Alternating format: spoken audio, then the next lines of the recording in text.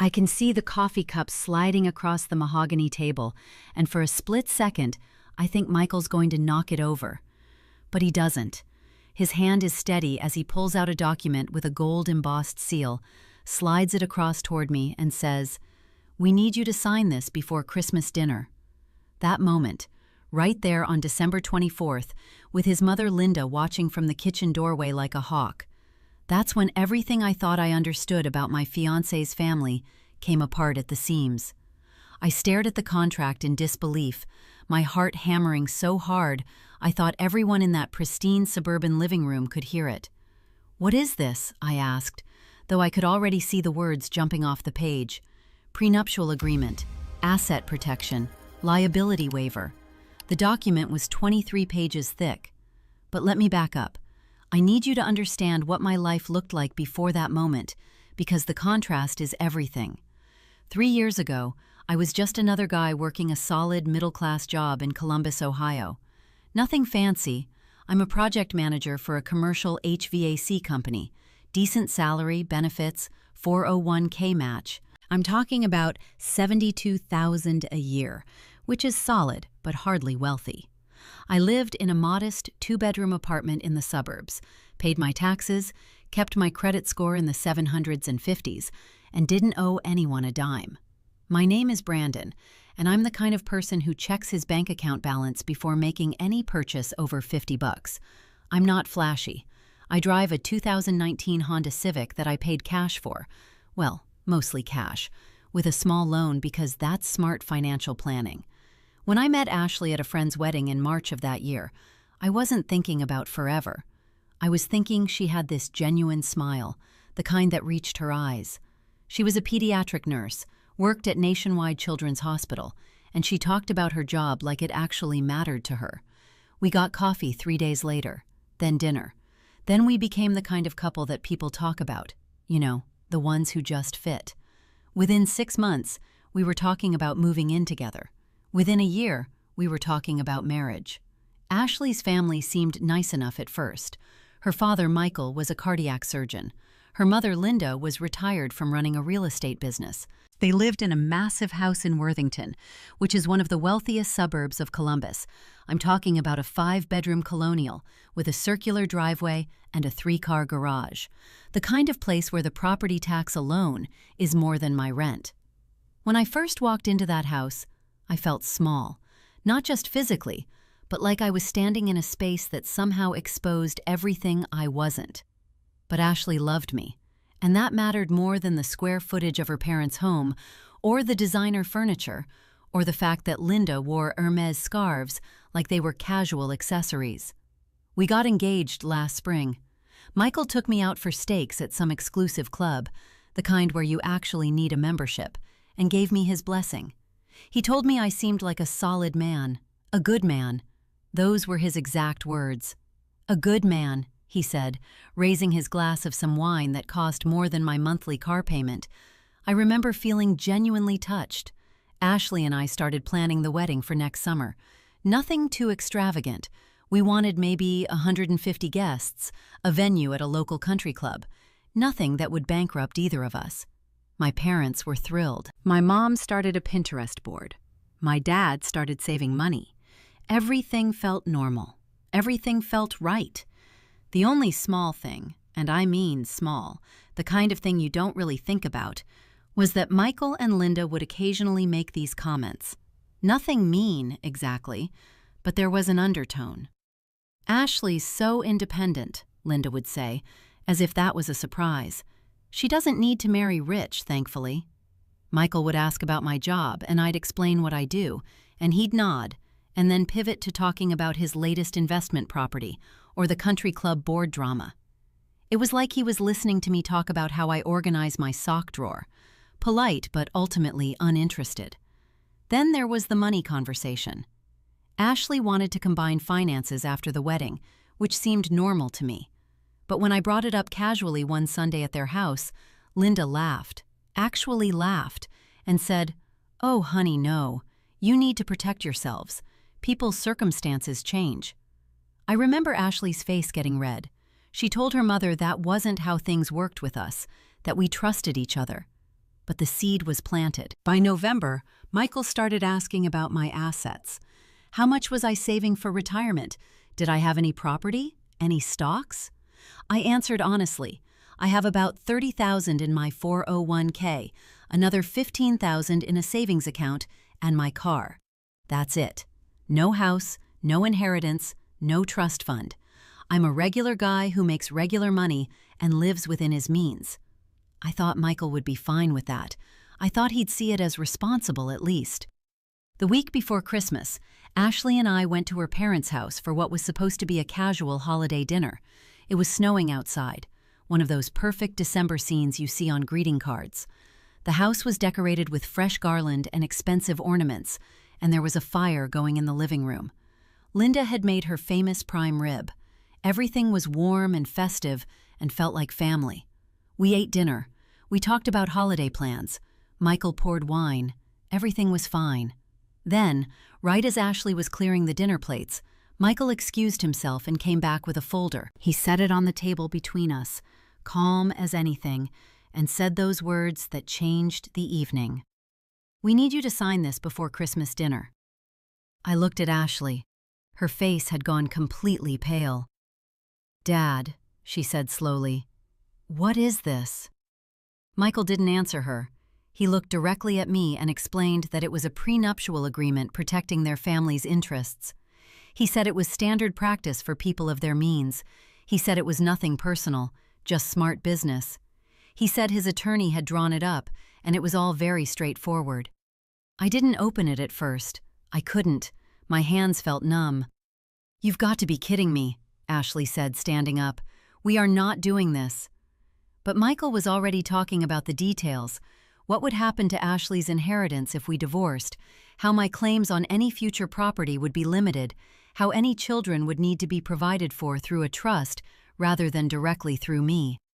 He was speaking the language of law and protection, wrapping it all up in the vocabulary of responsibility.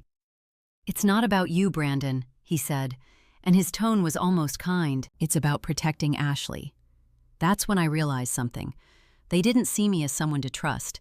They saw me as a risk, a poor guy who'd married into money, just waiting for the right moment to take it. Linda came in from the kitchen, and I could tell from her expression that she'd been listening the whole time. She set a pen down next to the folder. "Sign it," she said simply, "and we can have a nice Christmas." I looked at the contract again. 23 pages of legal language designed to strip away any claim I might have on a life I'd build with Ashley. And that's when I understood. This wasn't about protecting Ashley from me. This was about protecting their money from anyone who wasn't already part of their world. I sat there staring at the document, my throat completely dry. The pen felt like it weighed 1,000 pounds in Linda's hand. Around us, the Christmas tree lights blinked steadily. Red, green, blue, red, green, blue.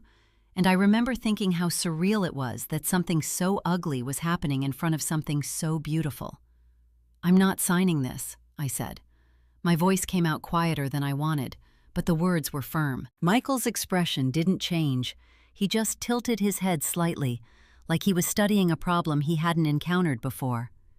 "Brandon, let's not be emotional about this." "Emotional?" Ashley stood up so fast her chair scraped back with a screech that made me flinch. "Dad, this is insane. I'm not letting you do this." "Ashley, sit down," Linda said, her voice sharp as a knife. "Your father and I have discussed this extensively. It's protection." "Protection from what?" Ashley's hands were shaking. I could see it from across the table. "From Brandon? From the man I'm marrying?" Michael reached over and pushed the contract slightly closer to me. "It's not personal. It's practical. People change. Circumstances change. I've seen good marriages end badly. I've seen men—" "Don't," I said. I stood up too now, and suddenly I was the only one standing while they all sat there like I was the problem. "Don't finish that sentence. Don't insult me by pretending this is about protecting Ashley. This is about you deciding who I am based on my bank account." "Your bank account is relevant," Michael said calmly. "That's precisely the point." Linda leaned back in her chair with this satisfied expression, like she was watching a chess match she'd already won. "We just want what's best for our daughter," she said, but her eyes were cold, ice cold. I looked at Ashley. Her face was red, and tears were starting to well up. She looked at me like she was drowning and waiting to see if I'd jump in after her or swim for shore. "I'm not signing," I repeated. "Not tonight, not ever. Not without a lawyer, not without understanding every single word, and honestly, not unless I feel like my future wife's parents actually respect me as a human being instead of a financial threat." Michael closed his eyes for a second, and when he opened them again, something had shifted. The patient expression was gone. "Then I'm afraid we have a problem." "What kind of problem?" I asked, though I already knew the answer was coming, and I wasn't going to like it.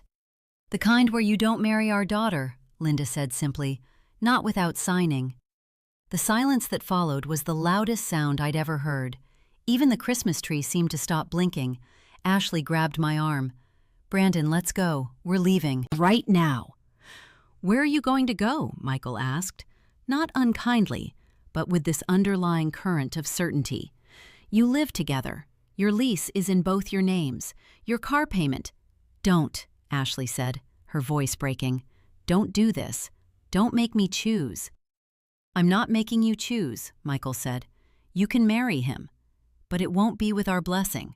It won't be with us. And your trust will be modified. You understand what that means." Ashley's hand on my arm tightened. I could feel her trembling. "How much?" I asked. I don't know why I asked it, but I needed to understand the full scope of what they were threatening. Michael exchanged a glance with Linda. "Her trust is currently valued at approximately $3.2 million. Upon our deaths, she'll inherit the house and another 2.8. She's also the beneficiary on several investment accounts and life insurance policies. A total of approximately $6.5 million in assets. If she marries you without protection, and the marriage fails, half of that becomes community property, subject to division." I felt the room tilt slightly. $6.5 million. I was making $72,000 a year, and Michael was telling me that marrying his daughter without signing away my rights meant I'd be entitled to half of more money than I could earn in a lifetime. "That's not how love works," Ashley whispered. "No," Linda agreed, "but it's how law works. And we didn't build what we have by being naive about law." Ashley pulled on my arm again. "Let's go. We can talk to a lawyer. We can figure this out." "There's nothing to figure out," Michael said. "The agreement is reasonable. It protects both of you, actually. It clarifies expectations. It's ironclad, so there won't be any messy disputes later." "Ironclad," I repeated. The word felt like a coffin lid closing. We left. Ashley grabbed her coat, I grabbed mine, and we walked out into the December snow without another word. The drive home was silent except for Ashley crying quietly in the passenger seat. I kept both hands on the wheel, staring at the road ahead, trying not to think about the fact that I was driving toward a life that suddenly felt completely uncertain. When we got to our apartment, Ashley went straight to the bedroom and locked the door. I sat on the couch in the dark living room, still wearing my coat, and stared at nothing for 3 hours. My phone buzzed twice, Linda texting Ashley some message I couldn't read. Once from my own mother asking how Christmas dinner was. I didn't respond to either. Around midnight, I got up and opened my laptop. I typed "Prenuptial Agreement Ohio" into the search bar and fell down a rabbit hole of legal websites and divorce attorney blogs. The more I read, the worse I felt. Because Michael was right about one thing. It was reasonable, in a legal sense. The agreement he'd drawn up was actually fairly standard for families with significant assets. It would protect Ashley's inheritance. It would prevent me from claiming half of her family wealth if we divorced. But it would also mean that any life we built together, any house we bought, any savings we accumulated, any future we created, would be structured around the assumption that we were going to fail. It meant that from day one, we'd be building a marriage with one foot already out the door, at least from a legal standpoint. And it meant that Michael and Linda had essentially told me, "You're not one of us, and you never will be." Around 2 in the morning, Ashley came out of the bedroom. She was still in her clothes from dinner, and her face was blotchy from crying. She sat down next to me without saying anything, and we just sat there in the dark. "I'm so sorry," she finally said. "This isn't your fault." "It is, though. They're my parents. I don't know. I should have known they were going to pull something like this." "Did you?" I asked. "No, I mean." She hesitated. That hesitation told me everything. "Not exactly," she admitted. "But my mom made some comments about how I should protect my assets, how marriages are 50-50 splits now, and I shouldn't be naive. I thought she was just being, I don't know, paranoid. I didn't think they'd actually ambush you like that." I closed my eyes. "What do you want to do?" "I want to marry you," she said immediately.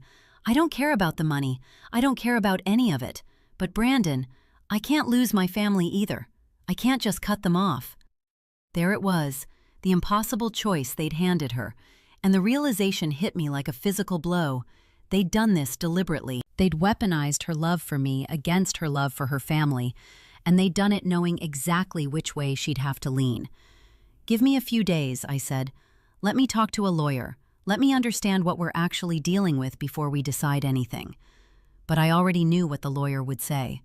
I already knew that my only options were sign the agreement or lose the woman I loved. And there was nothing in the world that was going to make me sign a document that basically said I was a gold digger with an expiration date on our marriage. I spent the next 3 days in a fog. I went to work. I came home. I didn't sleep. I called a divorce attorney named Patricia Chen, who was recommended to me by a coworker. When I explained the situation, she was quiet for a long moment. "Is your fiancé willing to contest it?" she finally asked. "I don't think so. Her family means everything to her." "Then you don't really have options," Patricia said gently. "You can sign or you can walk away." "There's no negotiation? No middle ground?" "Not with a document this comprehensive, and not if her parents have already drawn the line in the sand. They're not going to negotiate with someone they see as a threat to their daughter's financial security." That's when I realized the real trap. They didn't see me as a threat because I was actually a threat. They saw me as a threat because I was a man from outside their world marrying into their family. And no amount of good intentions or solid character was going to change that calculation. By December 29th, I still hadn't signed. Ashley hadn't pressured me, but I could feel the weight of it pressing down on both of us. Her parents had gone radio silent, which was somehow worse than if they'd kept pushing. The silence felt like a countdown clock. Then my phone rang. It was Michael. "I'd like to meet with you," he said without preamble. "Alone, tomorrow morning. There's a coffee shop near my office in the financial district, 9 a.m. I almost said no, but something in me needed to hear what he had to say. Maybe I was hoping he'd realized he'd been wrong. Maybe I was hoping for an out that didn't exist. Either way, I said yes. The next morning, I sat across from Michael in a corporate coffee shop filled with people in business casual, talking about quarterly reports. He ordered a black coffee and looked at me with an expression I couldn't read. "I spoke to Linda," he began, "and we've decided to modify the agreement slightly. We're willing to include a sunset clause. After 10 years of marriage, the agreement becomes void. The restrictions on community property would lift. You'd have full rights to any marital assets accumulated during that period." I stared at him. 10 years. 10 years, he confirmed.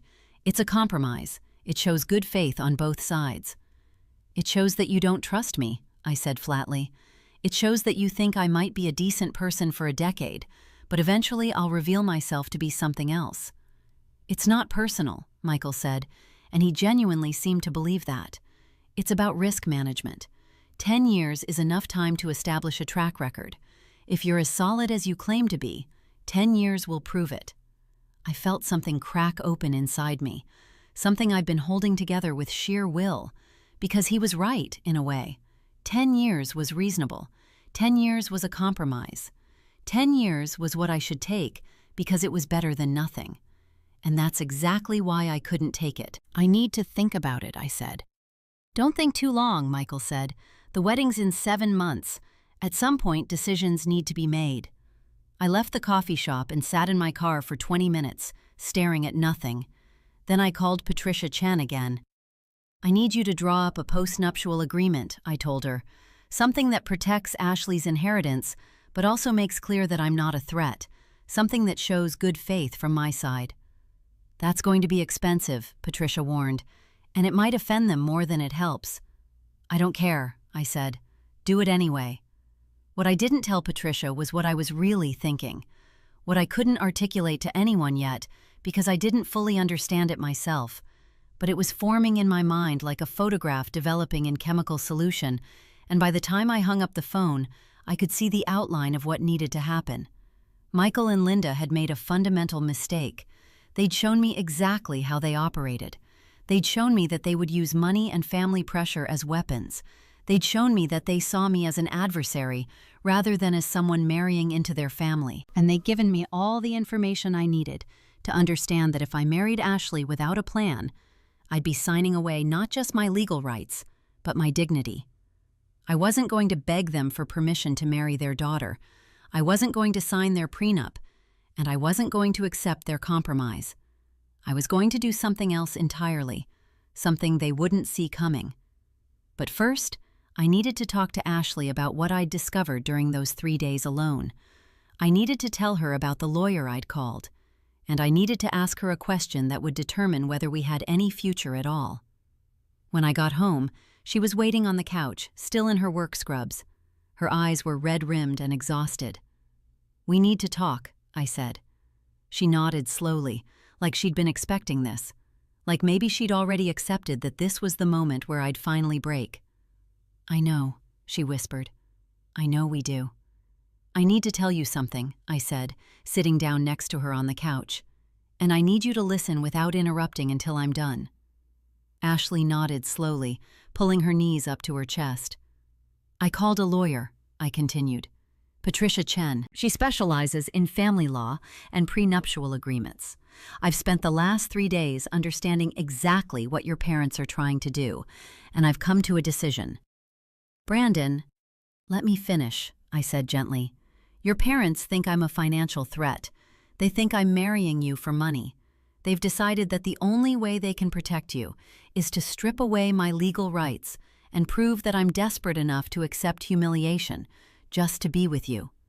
They're betting that I'll sign because I love you more than I love my own dignity." Ashley's eyes were filling with tears again.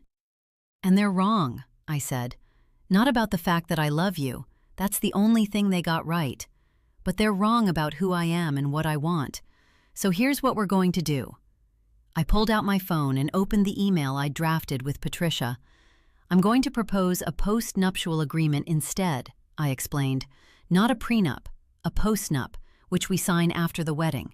It will protect your inheritance completely. It will make clear that any assets you brought into the marriage remain yours. But it will also make clear that I'm not signing away my rights or my dignity as the price of admission to your family. It shows your parents that I'm not afraid of legal documents, and it shows them that I'm serious about protecting you, not from you, but with you." "Will they accept that?" Ashley asked quietly. "I don't know," I admitted, "but it doesn't matter anymore, because I'm not asking for their permission. I'm asking for yours. Do you want to marry me?" "Yes," she said immediately. "Yes, of course I do. Even if your parents don't come to the wedding." She hesitated, and that hesitation broke my heart a little, but then she said, "Yes, even then." We got married on June 15th in a small ceremony at the country club. Not the one her parents belonged to, but a different one. 132 guests. My parents in the front row, beaming. Ashley's mother did not attend. Michael sent a letter declining the invitation, which arrived 3 days before the wedding. He said he had a prior commitment. Ashley cried when she read it, standing in her wedding dress in the bridal suite. But she still walked down the aisle. She still said yes. And when the officiant pronounced us married, she kissed me like she was making a promise to herself, as much as to me. 2 weeks later, I received a call from a number I didn't recognize. It was Michael's attorney, requesting a meeting. I brought Patricia with me, and we sat across from this woman named Diane Rothschild in a downtown law office that smelled like expensive leather and old money. "My clients have reviewed your postnuptial agreement proposal," Diane began, sliding a document across the table. It was marked up with red pen, heavily marked up. Patricia leaned over to read it, and I watched her expression shift. She looked up at me with a slight smile. "They've agreed to it," Patricia said, "substantially, with some minor modifications regarding the timing of asset protection, but the core is intact. They want to discuss implementation." I couldn't believe it. I'd prepared myself for a flat rejection. I'd prepared myself for years of estrangement. But they'd agreed. What I didn't understand until 3 months later, when I received a call from Michael asking if we could meet for coffee, was why. We sat in the same coffee shop where he'd pitched me the sunset clause. He ordered a black coffee again. I ordered the same thing. For a moment, he just looked at me across the table. "I made a mistake," he said finally. "At Christmas." I didn't respond. I just waited. "Linda and I have been married for 32 years, he continued. "We've built something together.